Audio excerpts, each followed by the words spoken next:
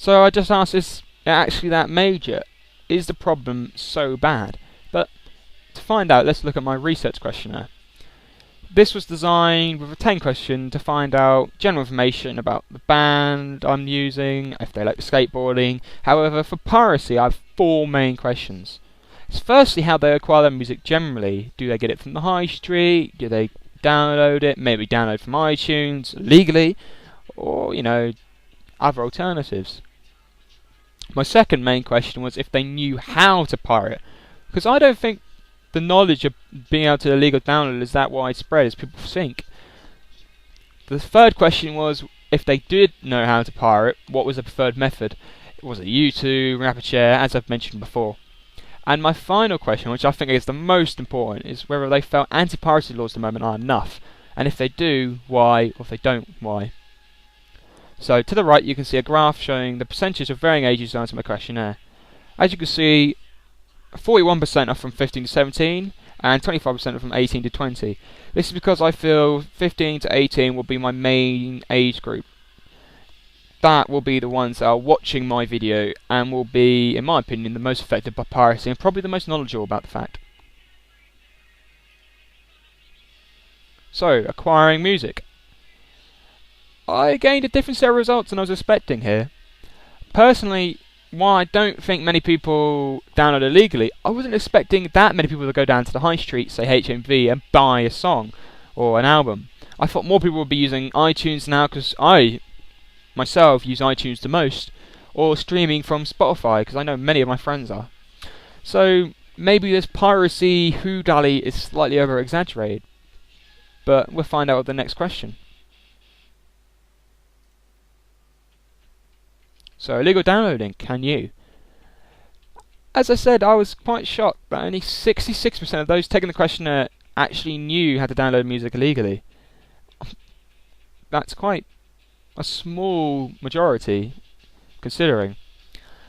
Where I wasn't as shocked what was the most common method used, however, because LimeWire was, which is the easiest method to download stuff with, because it's an application, it's easy, there's a search menu, it's very simple to use. Anti-piracy laws, do they work? The main question which I wanted answered. Just to give you some examples, what people said. From a torrent user, the Pirate Bay is still going strong, even after the authorities tried shutting it down. Sadly, it's true. Even with all the government, with the USA, Britain, Germany, all of Europe pretty much saying piracy's wrong, the Pirate Bay is still going and has been sold for millions to a company that are going to try to make it legalised. Obviously that will fail, in my opinion. Another person said there isn't much more they can do, which to the average person there isn't. What can they do? How can they say, no, you can't download illegally? How will they track it? How can they stop it? Technology has made it so that you can download a music track in 5 seconds flat. And you can download it from anywhere with an internet connection. People could do it at the local library. How would you stop them? And the next one is making the laws any worse just cause people to find new ways of doing an illegal act that may be actually worse. Such as, if you can't download it at home, at home in your privacy, you might go down to a car boot somewhere and get them all there for even cheaper. And people could be mugged there, could be attacked, and so on and so forth. So more people will be making more money illegally, probably funding crime and so on and so forth. So I was quite shocked about this, that quite a few people felt anti-piracy was enough, even though it's a growing problem. 5 people overall felt this. Sorry, 4 people felt this. No, I was right, 5. Fuck it. Anti-piracy laws, do they work? You'll see 3 comments there which I got from a questionnaire. The first one being, the piratebay.org is still going strong, even after the authorities tried shutting it down. Well, as mentioned, there's been a court case in Sweden, and they haven't got anywhere, because copyright laws aren't universal. In the USA, it would have been shut down within a couple months of going to court, but in Sweden, because the law is so fidgety and there's so many loopholes, they've got away with it. Even after being fined, they'll just go through the appeal process, in my opinion, and get off scot-free, because it's not their fault. They haven't broken the law. It's the government's fault for not making the law airtight, in my opinion. The second comment I have there isn't much more they can do. There isn't. From my perspective, the police, the music industry, there isn't much more they can do. Sure, the music industry can make content better, but until governments actually step up and internet service providers step up across the world, piracy will go on strong no matter what you do.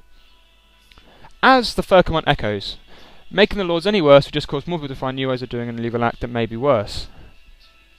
While not necessarily true, well, actually, in my opinion, I don't agree with it, to be absolutely honest, because if we couldn't download music illegally from our homes quickly in our own comfort zones, we wouldn't. I know very few people that would go to a store and pick up a CD and put it in their jacket without paying for it, because that is, you feel like you're stealing. But this is the main problem. People don't feel like they're stealing when they download music illegally, because it's so easy and so many people do it, and there's no real, adverts out there or any news saying pirating is wrong. Sure, you have a couple of things at the cinema, but that isn't hard hitting. They're stupid, they're too cheesy, they're like a car crash out of you, like, ooh, but you don't take much on board. Recently in the news, you may have noticed that about a week and a half ago, the government put out that persistent file sharers could have their internet accounts suspended in an attempt to crack down on piracy. And surprisingly, there's been slightly mixed views coming out about this routine from across the media industry. There's just quite a few artists for it, and there's quite a few artists against it. The artists against it are people like Ed O'Brien from Radiohead saying it's going to start a war which will never win, which in my opinion it will, because you can't stop piracy by doing that, because you only punish very few people and it'd be nearly impossible to track. But other people have come out with Ed O'Brien and said they agree. People like the Featured Artists Coalition, the British Academy of Songwriters, Composers and Authors and the Music Producers Guild have all said the same thing. It's going to be a sledgehammer blow rather than the right amount of pressure to stop people doing it. It's too much, too quickly, and many people might turn away from music for a very long time.